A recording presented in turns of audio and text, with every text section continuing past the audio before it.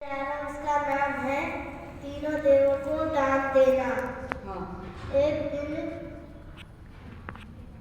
दिन महाविष्णु महादेव अनसुईया माँ के घर गए और हाथ में कंकड़ पत्थर लेकर आए और कहने लगे, लो हमें इन कंकड़ की खीर खिलाओ।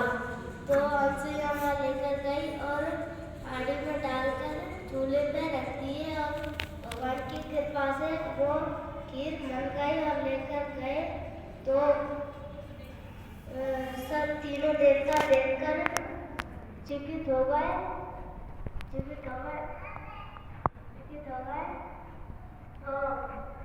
तो कहने लगे कि ना जब हमें नगर होकर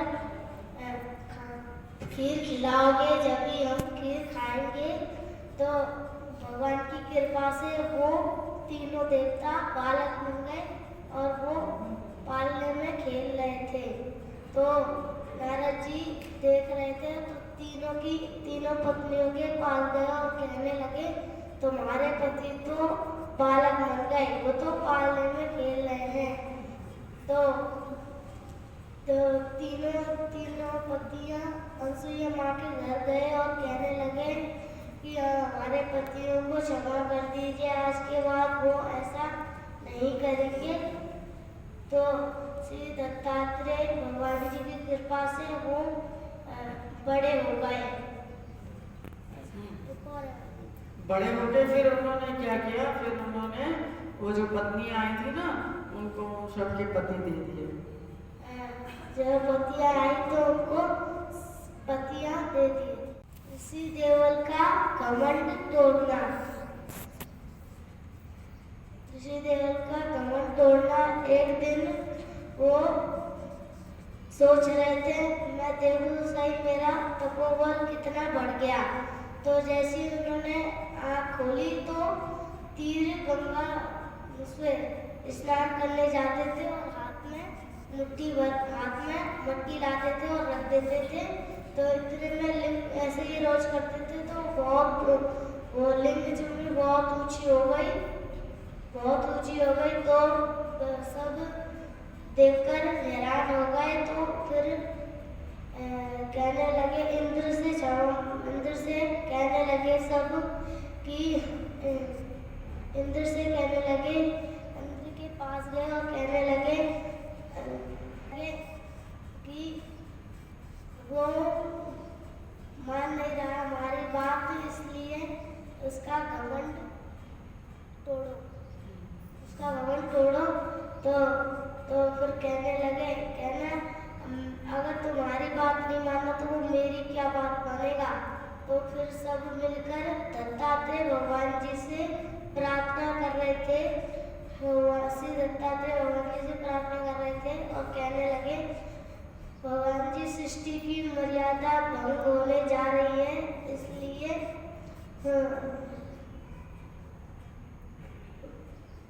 ऋषि देवल पर प्रतिबंध लगाए। तो इतने में भगवान जी ने सुनकर फिर आए और अगर वो उठ नहीं रहा था, उसे देख तो लिया था उसने, और वो बिल्कुल उठ नहीं रहा था, अपने आसन पर बैठा ही रहा। तो भगवान ने क्या करा, वो मट्टी गिरा दी नीचे और जब उसकी आँख खुली तो भगवान की चरणों में गिर पड़ा और कहने लगा, भगवान जी मुझे क्षमा कर दीजिए, आज के बाद ऐसा कभी नहीं होगा। तो गिर पड़ा और इतनी से फिर कहने लगा, इतना सा मेरी तपस्या रहने दीजिए, इसलिए मुझे क्षमा कर दीजिए। ठीक है।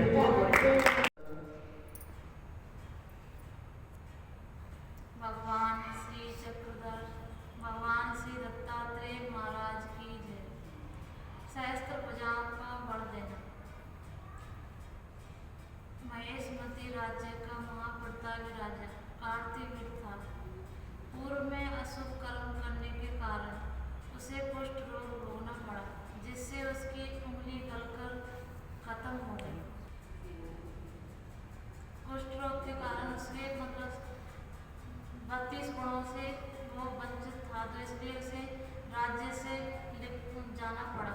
तो अपने कुष्ठ रोग के निवारण करने के लिए वो भगवान श्री दत्तात्रेय भगवान की उसने खाती सुन रखी थी, तो उसने वो सह्याद्री पर्वत पर जा पहुंचा। वहाँ पर जाकर मन में सोचने लगा कि मैं तपस्या करूं। तो वो पत्र ढूंढने लगा, तो पत्र नहीं मिले। तो उसने अपनी पंगुली हाथों पे अंगार रखकर वो तपस्या करने लगा। धूप के कारण उसकी चरम जलने लगी और चारों ओर स्मेल फैल गई। तो भगवान श्री दत्तात्रेय भगवान जी आए, तो उनने उसके बारे में पूछा कि इस घोर तपस्या का कारण क्या है। तो भगवान वो बोला कि भगवान आप तो सब कुछ जानने वाले हैं, घट घट के जानहार हैं, आपसे क्या छुपा है।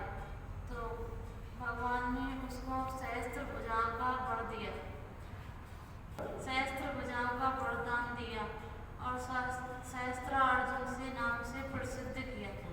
तो भगवान ने कहा कि तुम्हारी गाय पर और स्त्री और ब्राह्मण पर अपार मतलब वो रहेगी तुम पे, तो तुम्हारा कुछ भी नहीं होगा, कुछ भी नहीं बिगड़ेगा। तो लोग मन में लोभ के कारण उसने गौ पर हाथ उठाया और ब्राह्मण और स्त्री की हत्या करके वो दुर्गति को प्राप्त हुआ।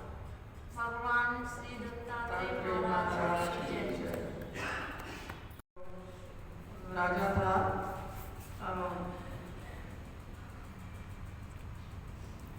उसको देव गति से मतलब अपने कर्मों के अनुरूप भी उसको कोड़ प्राप्त हो गया।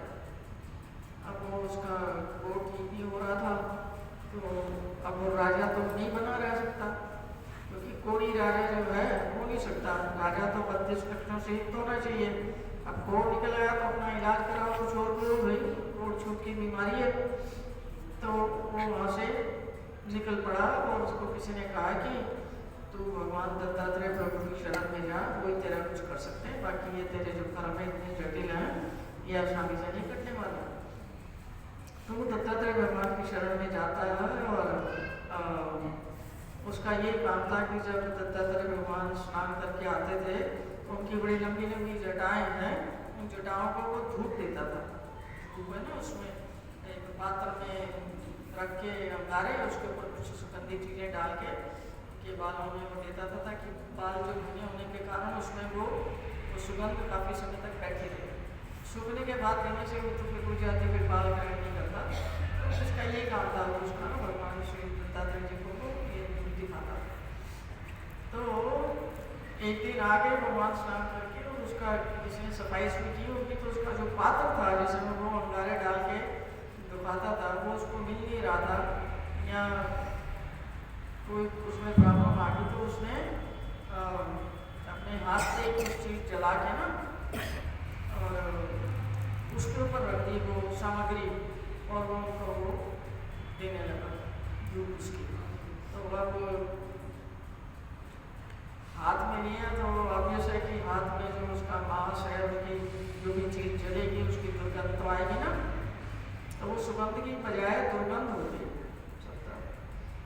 तो भगवान ने पीछे मुड़ के देखा और उसने कहा कि ये क्या कर रहे हो, फेंक दो ये अंगारे ना, किसके लिए कर रहे हो, क्या प्रॉब्लम है। तो उसने कहा तो सब जानते हैं, उसके हाथों में कोई बल नहीं था, शरीर पे ठंडा हुआ पड़ा था। तो भगवान ने कहा फेंक दो इसको, और भगवान ने उसको फिर उस समय उसकी जो तपस्या थी उससे प्रसन्न होकर उसको सहस्त्र भुजाओं का वरदान दिया कि ये तेरी 2 बाहें ही नहीं रहेगी, तेरी बाहों में इतना बल है कि 1000 लोग जो है ना, उनकी बाजों में जितना बल होता है उतना बल जो है हम तेरे को दे रहे। वो दिया उन्होंने, और दूसरा उसको चेतावनी भी दी कि ये बल जो हमने दिया है ये तभी तक तुम्हारे काम आएगा जब तक तुमने इस बल का दुरुपयोग नहीं किया। अगर तुमने इसका दुरुपयोग किया तो ये बल जो है नष्ट हो जाएगा, ये काम में नहीं आएगा। तो करना क्या है, दुरुपयोग तुम्हारा ना हो, इसलिए 3 चीजों की भगवान ने चेतावनी दी कि एक तो स्त्री पे कभी भी हाथ नहीं उठाना, क्योंकि वो अपनी रक्षा स्वयं जो है करने के लिए उसको कोई ट्रेनिंग नहीं होती, वो तो घर में रहती है, हालांकि उसमें बल है पर उसने कभी अपने बल का उपयोग नहीं किया। तो जो बल का उपयोग नहीं करता उसके ऊपर तूने बल का उपयोग किया, तो ये हमारी जो 3 पावर है खत्म हो जाएगी। दूसरा है ब्राह्मण, ब्राह्मण के ऊपर। तो ब्राह्मण इसलिए क्योंकि ब्राह्मण जो है वो वेदों का और शास्त्रों का और उपनिषदों का उसका अध्ययन करता है, पढ़ता है, पढ़ाता है, कुछ ना कुछ किसी देवी कर्म में लगा हुआ है। तो ब्राह्मण का इसलिए आपने उसके ऊपर अत्याचार नहीं करना। और तीसरा जो गाय है उसके ऊपर आपने अत्याचार नहीं करना, गाय का वध नहीं करना, गाय को सताना नहीं, गाय को परेशान नहीं करना, गाय के ऊपर किसी प्रकार का अत्याचार नहीं करना। इन तीनों चीजों में से तुमने एक भी चीज अगर कर ली तो हमारा दिया हुआ जो ये सामर्थ है ये तुरंत उसी समय खत्म हो जाएगा। और उसका प्रसंग ऐसा आगे आता है कि वो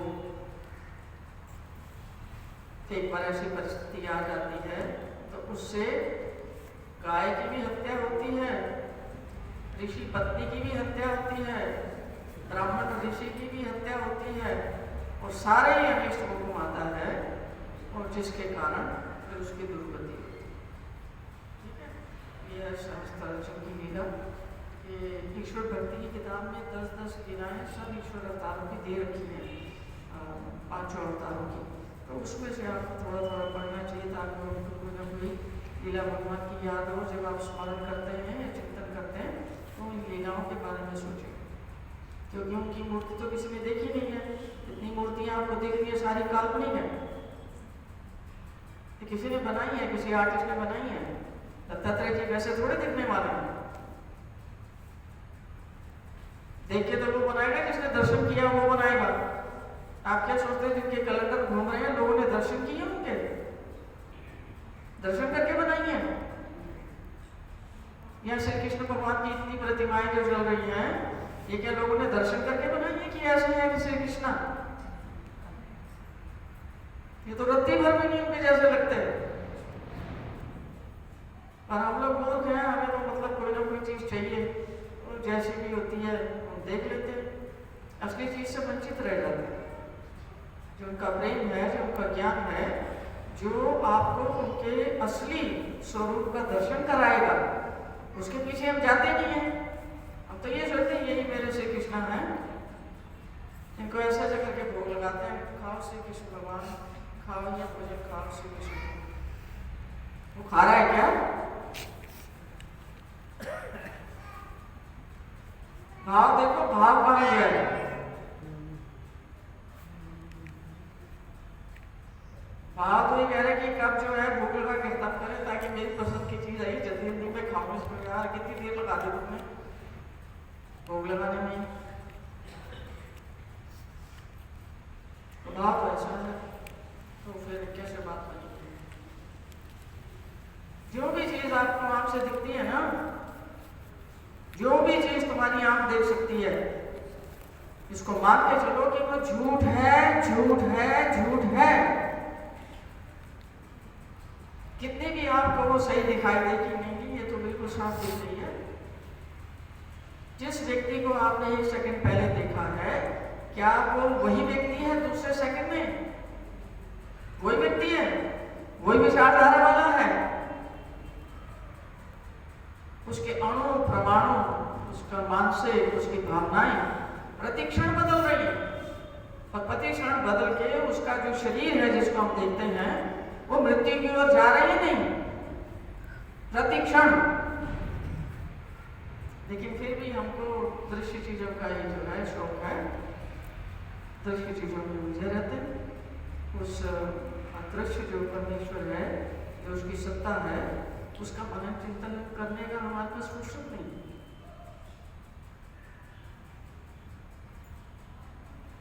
तो उसका फिर आखिरकार में उसका विनाश होता है, क्योंकि उसने भगवान की चेतावनी कोई भी नहीं मानी। ठीक है। भगवान श्री दत्तात्रेय महाराज की जय। गुरु भाई जी, आपसे मेरी प्रार्थना और मेरी दंडवत प्रणाम स्वीकार करें। जो मैं लीला सुनाने जा रही हूँ उस लीला का नाम है गोरखनाथ की झोली से भिक्षा स्वीकार करना। एक कोल्हापुर में एक भक्तिन रहती थी।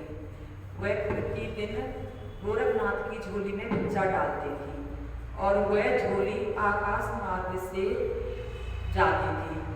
तो एक दिन दत्तात्रेय प्रभु जी ने उस झोली में से भिक्षा निकाल के स्वीकार कर ली और फिर खाली झोली देखकर गोरखनाथ जी कहने लगे, आश्चर्यचकित हो गए और वह कहने लगे कि ऐसे सामर्थ्यवान पुरुष के तो मुझे दर्शन करने चाहिए। तो वह भगवान दत्तात्रेय जी के पास आए और उनके दर्शन करके वो मग्न हो गए। फिर दत्तात्रेय भगवान जी से उन्होंने प्रार्थना की कि हे भगवान, आप कोल्हापुर की भिक्षा स्वीकार करें, और ऐसी उन्होंने उनसे प्रार्थना की। तो भगवान दत्तात्रेय जी ने उनकी प्रार्थना स्वीकार कर ली और प्रार्थना स्वीकार करके फिर वो कोल्हापुर की भिक्षा स्वीकार करने लगे। प्रतिदिन भिक्षा स्वीकार करते हैं। भगवान श्री दत्तात्रेय महाराज की जय। शंकराचार्य को वर प्रदान करना। एक बार मणिभट्ट जी ने भगवान श्री चक्रधर से पूछा कि साधारण दिखने वाले साधु समाज को इतनी मान्यता क्यों कर दी जाती है। तो स्वामी ने कहा, एक बार शंकराचार्य ने भगवान श्री दत्तात्रेय जी की आराधना और स्तुति की। इससे भगवान श्री दत्तात्रेय जी प्रसन्न होकर उनसे कहा कि वर मांगो। तो उन्होंने कहा कि उन्होंने पूरे साधु समाज को प्रतिष्ठा की कामना की। तथास्तु कहकर भगवान श्री दत्तात्रेय जी ने पूरे सर्वत्र साधु समाज को आदर और सम्मान का अधिकार होने का वर प्रदान किया और वेदों तथा वेदांत का उच्च स्थान प्रतिष्ठापन किया। श्री दत्तात्रेय भगवान शास्त्र लिख के लाए थे और उसके शास्त्र की कोई भी मान्यता नहीं थी। तो उसने कहा कि भगवान जी, मैंने शास्त्र लिखा है और लोग इसके बारे में आलाप शलाप बोलते रहते हैं, आप मेरे को ये वरदान दे दो कि जो मैंने शास्त्र लिखा है इसकी जगत में मान्यता हो। तो जो भी आपको ये साधु समाज दिखता है ना, वो लाल रंग के कपड़ों में और दूसरे कैसे ऐसे ऑरेंज या कौन सा कलर है वो पहनते हैं, थोड़ा डार्क कलर, नीले कलर। हाँ, जो उनकी मान्यता के लिए उसने प्रार्थना की थी भगवान से, तो भगवान ने उसको तथास्तु का वरदान दिया था। श्री दत्तात्रेय महाराज की जय। आत्मधि पंचालेश्वर। गोदरी के माध्यम से एक देव स्थान है। इस स्थान का नाम आत्मधि है। इस स्थान का नाम आत्मधि स्थान है।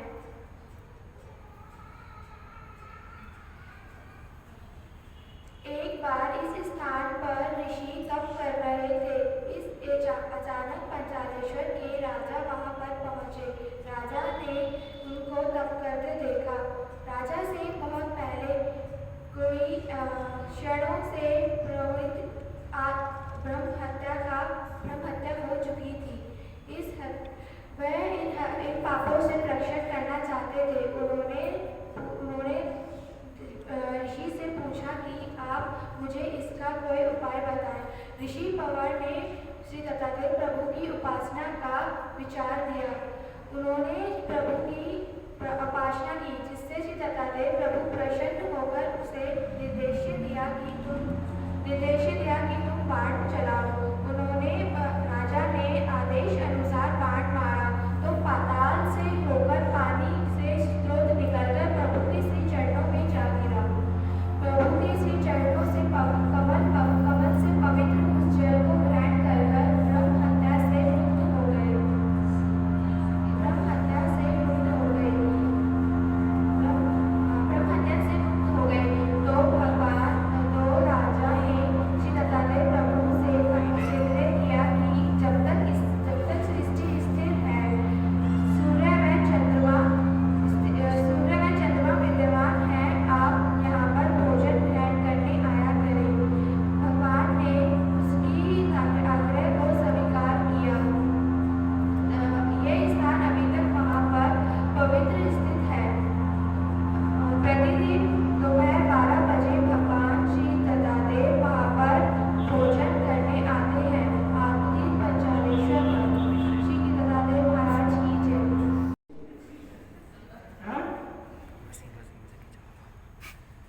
जब तक भीतर के गटर की सफाई नहीं होती तब तक भगवान के अमृत की एक भी बूंद वहां पर ठहर नहीं सकती।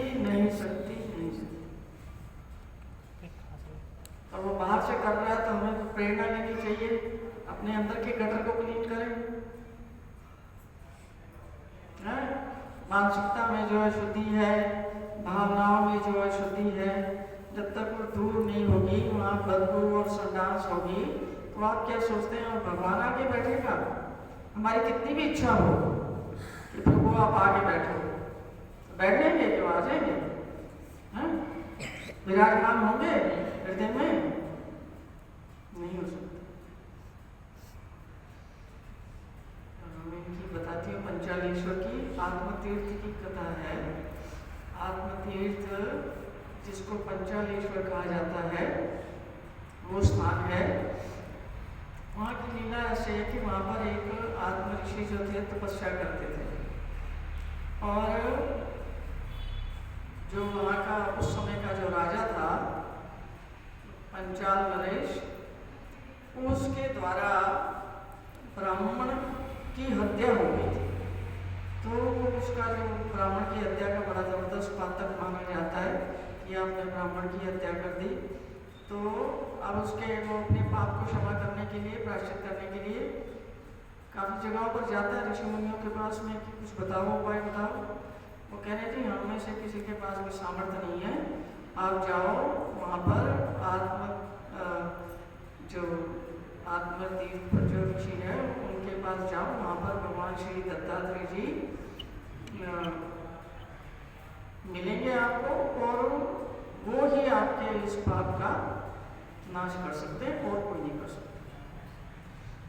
तो वो राजा जाता है वहाँ पर पंचाल नरेश, और जाके भगवान के दर्शन करता है, भगवान से प्रार्थना करता है कि मेरे से ऐसे ऐसे ब्राह्मण की हत्या का पातक है मेरे ऊपर, और मैं इससे मुक्त होना चाहता हूँ।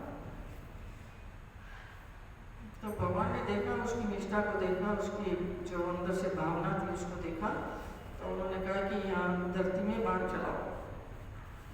तो धरती में बाण चलाए, फिर बाण से उसने भगवान के चरण प्रक्षालन किए, तो भगवान ने उसको उस पाप से मुक्त किया। तो कहा कि आंदा ध्यान रखना, ये गलती तुमसे दोबारा नहीं होनी चाहिए। ईश्वर अवतार ये कहते हैं कि हिंसा जो है पाप है, और पाप से नरक है, और स्पेशली जो आपसे कमज़ोर है उसके ऊपर आपने कभी भी अत्याचार नहीं करना। जैसे जानवर जो है वो कमज़ोर है, जानवर के ऊपर अत्याचार नहीं करना, और स्त्री जो है जो आपकी तरह लड़ाई में और बाहर जाके वो ऐसे काम नहीं करती, उसकी रक्षा करना, और ब्राह्मण उसकी रक्षा करना। तो वो ऋषि ने कहा कि उसने राजा ने कहा कि भगवान आपने मुझे क्षमा कर दिया है। भगवान ने कहा हाँ। तो फिर उसने प्रार्थना की भगवान से कि जब तक ये सृष्टि है, जब तक ये सूर्य चंद्र और तारे और ये सृष्टि चल रही है, तब तक आप प्रतिदिन इसी प्रकार इस पंचालेश्वर में आकर के भोजन करेंगे। तो भगवान ने उसको भी तथास्तु किया, और देवल ऋषि को वहाँ पर माहौगढ़ में विश्राम का भी उसको वरदान दिया कि हाँ तुम्हारी बात को मान के हम यहीं पर प्रति सायंकाल को आकर के निद्रा करेंगे। और उसको गोरखनाथ को वरदान दिया कि हम कोल्हापुर की भिक्षा हमेशा स्वीकार करें। भगवान श्री दत्तात्रेय महाराज की जय। पंचालेश्वर स्थान में एक पुजारी थे जो सेवा करते थे। वहाँ पे उनके लड़के की नई नई शादी हुई थी, तो उनके घर बहू आई हुई थी। बहू से सास ने बोला कि मैं रोज भगवान को भोग दिखाने जाती हूँ, आज तुम जाना, आज से तुम जाना। तो उसने थाली सजाई और भोग लेके चली गई। उसने भोग ले जाके सामने रखा, आधा घंटा हो गया, 1 घंटा हो गया, प्रभु नहीं आए उसे स्वीकार करने। तो वो रोने लगी, अपने आप से कहने लगी कि मैं कितनी पापी हूँ, भगवान भोजन स्वीकार करने नहीं आए, और मेरी सास तो रोज आती है भगवान को भोजन स्वीकार, भगवान को भोग लगा के जाती है, मैं कितनी पापी हूँ। रोने लगी तो भगवान ने उस पर दया दिखाई और साक्षात प्रकट हुई और उसका भोजन स्वीकार करा। 3-4 दिन तक वो थाल घर खाली ले जाते, फिर भोजन भगवान कर लेते थे। तो इसकी सास ने एक दिन देखा और बोली, हम तो भगवान को बाहर दिखा के खाना सारा वापस ले आते हैं, ये तो खाली थाल लेके आ रही है, जरूर कोई इसका साथी होगा जो भोजन खा लेता है, ऐसा कुछ। तो एक दिन वो उसके पीछे गई, बहू आगे आगे थाल लेके जा रही थी और सास उसका पीछा कर रही थी। तो बहू ने जैसे थाल रखा सामने, भगवान आए और भोजन स्वीकारने लगे। वैसे ही उसकी सास छिपकर देख रही थी। तो बहू को तो वो भगवान साक्षात दिखाई दे रहे थे, पर सास को सिर्फ हवा में जैसे एक अदृश्य हाथ दिखाई दे रहा था, मतलब भोजन ले जाता हुआ। तो फिर जब भगवान ने भोजन स्वीकार कर लिया तो वो अंतर ध्यान हो गई और बहू ने थाल उठाई और घर को जाने लगी। तभी उसकी सास आई और उसके पैरों को पकड़कर न रोने लगी कि हम तो बहुत पापी हैं, तुम बहुत भाग्यशाली हो, हम तो भगवान को बाहर दिखा के वापस ले जाते हैं, भगवान ने स्वीकार नहीं किया, तुम बहुत भाग्यशाली हो, ऐसा कहने लगी। श्री दत्तात्रेय भगवान की जय। घटना है ना, ये भगवान के समय की लीला नहीं है, लेकिन ये एक सत्य घटना है। और कि वो जो सास और बहू है ना, जो पुजारी परिवार होते हैं ना, पुजारी परिवार का काम ही यही है कि देव स्थानों पे रह के तो जो भी आप पीड़ा चढ़ाते हो या कुछ चढ़ाते हो, जो भी कुछ अर्पण करते हो, वो पुजारी परिवार उस चीज़ को संभालता है। और देव स्थान की वो स्नान करवाना, उल्टी करना, उपहार दिखाना, धूपगरबत्ती देना, साफ सफाई रखना प्रांगण की, वो सब काम जो है वो पुजारी परिवार करते हैं। तो इस पुजारी परिवार में एक लड़के की शादी होती है, उनके घर में एक नई बहू आती है। तो पुजारी परिवार तो अपने बहुओं को भी ये सिखाते हैं कि अब जो नई नवेली बहू आई है तो ये भी वही करेगी जो हम करते हैं। तो उनको कहते हैं कि अभी तक तो मैं भगवान का रोज को बाहर लेके जाती थी थाली बना के, भोजन की थाली, तो अब आज से तुम जाओ। उसने कहा ठीक है, तो वो चली जाती है। अब वो तो बेचारी सीधी सादी होती है, उसको तो कुछ पता नहीं, भगवान का कुछ आता पता नहीं उसको। तो वो तो बेचारी में डर के जो है बैठ जाती है, कहती भगवान जल्दी से आ जाओ, ये भोजन खा लो, नहीं तो आपको पता है अभी मेरी नई शादी हुई है, मेरी सास जो है मुझे छोड़ेगी नहीं, उसने कहा है कि दिखा के आना। तो बेचारी रोने लगी। उसने देखा कि खा नहीं रहा, कोई आ नहीं रहा, कोई खा नहीं रहा। 10 मिनट हो गए, 15 मिनट हो गए, 20 मिनट हो गए, आधा घंटा हो गया, उसने रोना शुरू कर दिया कि भगवान आप नहीं आए ना, कुछ खाया ना। तो वो कहेगी कि देखो ये जो बहू है ये ठीक नहीं है, इसके हाथ से भगवान खा नहीं रहे, मेरे हाथ से तो खाते थे। तो बेचारी रोने लग पड़ी। फटाफट भगवान आ गए। अब भगवान ने खाना शुरू कर दिया, उसको दर्शन भी दिए और उसकी भावना को देख करके, शुद्ध भावना को देख कर दर्शन भी दिए और उसका भोजन भी खा लिया सारी थाली से। तो वो बड़ी खुश हो गई थी, देखो भगवान ने तो स्वीकार कर लिया। उसको पता नहीं कौन है दत्तात्रेय भगवान है, कौन कुछ भी पता नहीं, तो उसकी शुद्ध भावना को देख कर और वो अपना चली जाती है घर। तो उसकी सास देखती थाली, मैं तो रोज पूरी थाली लाती थी, भगवान खाते थोड़ी है कोई, भगवान को तो बुलाते हैं, खाते थोड़ी हैं इन चीज़ों को। अभी तो खाली थाली लाई है। उसके दिमाग में तो शंका पैदा हुई कि किसी अपनी मित्र मंडली को किसी को दे देती होगी उसमें से, और खाते तो है नहीं भगवान। सास के दिमाग में तो ये चीज़ बिल्कुल क्लियर थी, खाते तो है नहीं वो, क्योंकि मैं तो खिला रही हूँ उनको 20-25 साल से, थाली लेके रोज जाती हूँ और पूरी थाली वापस लेके आती हूँ। उसने कहा देखना चाहिए ये क्या करती है उस खाने का। तो दूसरे दिन की थाली वैसे आ गई, तीसरे दिन भी आ गई, चौथे दिन भी आ गई। उसने कहा देखा जाए जाके करती क्या है। तो उसका शक जो है थोड़ा और पुख्ता हो गया और एक दिन सोचा कि जाके देखती हूँ आज ये करती क्या है, किसको देख के आती है। पता लगता है कि माइंड में खिला तो भोजन रहे हैं, तो माइंड में क्या चल रहा है, बुद्धि में क्या चल रहा है? बुद्धि में भगवान चल रहा है। बुद्धि जो है गटर में घुसी हुई है।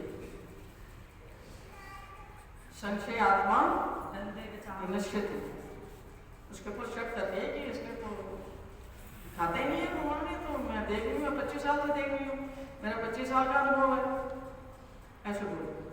उसने कहा जाके देखती हूँ, आज पकड़ती हूँ उसको, किसको देख जाती। चली गई वो उसके पीछे पीछे, वो गई उसके पीछे पीछे छुप छुप के आ रही है अपना, और किसी पेड़ की आड़ में दूर से खड़ी होकर देख रही है कि कोई और तो आदमी नहीं है वहाँ पंचालीश्वर के स्थान में, जिसको ये झोले में डाल देती हो या दे देती हो या कुछ करती हो, तो वहाँ तो कोई नहीं था। तो वो गई वहाँ पर, उसने भगवान से वैसे प्रार्थना की जैसे वो रोज करती है, भगवान जल्दी से भोजन ग्रहण कर लो, फिर मैं जाऊँ यहाँ से, हम तनिष्क को पानी भरने जाना है, कुछ और काम करने जाना है, बहुत से सारे काम कराते हैं वो घर के। तो प्रार्थना करने लगी, भगवान आए, अब भगवान ने खाना शुरू कर दिया। अब उसको तो दिख रहे थे जिस भी रूप में वो आए थे, और जो उधर खड़ी थी ना पेड़ के पीछे, उसको सिर्फ इतना पता लग रहा था कि कोई हाथ जाता है थाली में और वो हाथ उठाता और खा लेता। हाथ सिर्फ उसको दिखा कि हाथ कुछ चीज उठा रहा है। इतने में फिर वो आ जाती है वहीं पर, और वहीं पर भगवान को भी प्रणाम डालती है और अपनी बहू को भी प्रणाम डालती है, और कहती है कि मैं तो 25 साल से यहाँ पर कुछ खिलाने की कोशिश कर रही हूँ, एक रत्ती भर एक कण भी नहीं खाया इन्होंने, और मैं तो रोज वैसे की वैसी थाली जो थी वापस लेके जाती थी। तो भाग्यवान है जो हमारे घर में आई है, और मैंने तेरे बारे में बहुत सारी विपरीत कल्पनाएं अपने दिमाग में रखी हुई थी कि किसको देख के आती है, मैं तो संशय से युक्त होकर देखने के लिए आई थी। तो उसने भी उससे भी क्षमा मांगी और दत्तात्रेय भगवान से भी क्षमा मांगी। ये सत्य घटना है